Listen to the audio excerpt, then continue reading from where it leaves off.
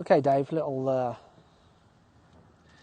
before and after from today's session, right? So I think what we're working on the last couple of sessions with regards to keeping the head steady so that we can get more right tilt by the time we get down to P6, I think we've made a big strides forward with regards to that now. Now you can see you're starting to get some right tilt. That left shoulder is definitely a little bit higher than your right shoulder in that position, right?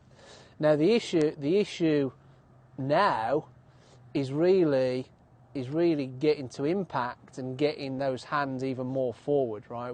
There's your left shoulder.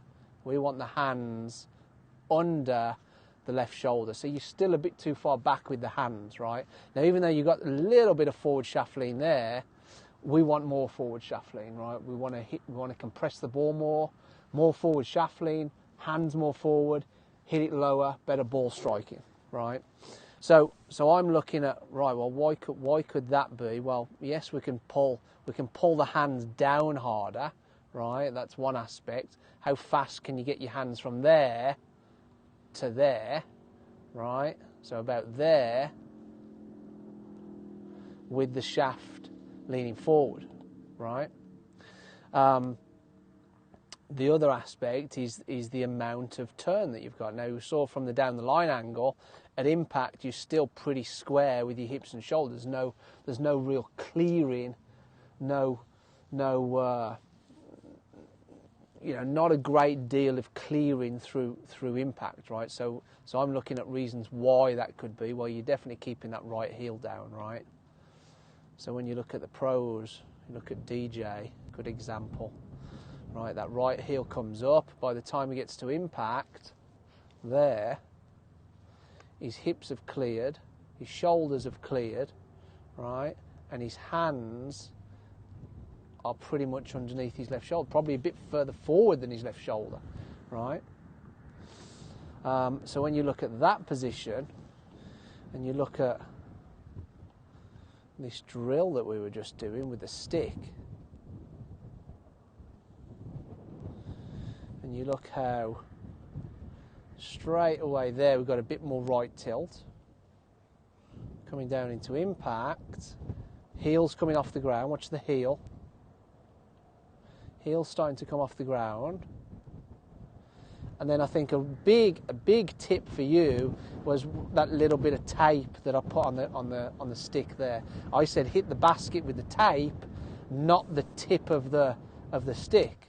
So when you come down, you hit the basket with the tape there, rather than letting the tip come through and having the shaft still leaning back, right? Having the stick leaning back. So if the stick's still leaning forward, therefore the club, the shaft, the hands are going to be far forward as well. Are going to be further forward as well, right? So that's where your hands were.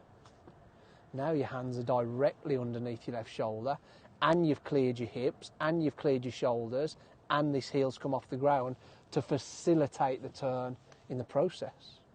So I love what you're doing there, right? And you can do as much of this in your living room as you want, right?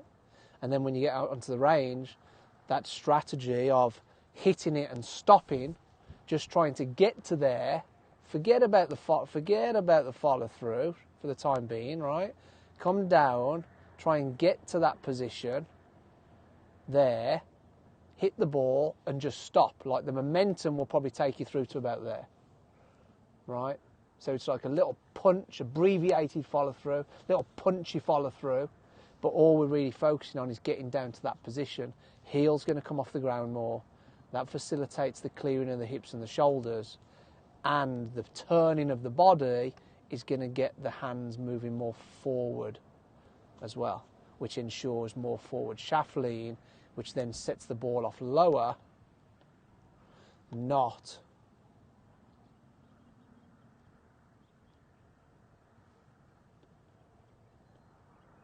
higher, because the hands are too far back.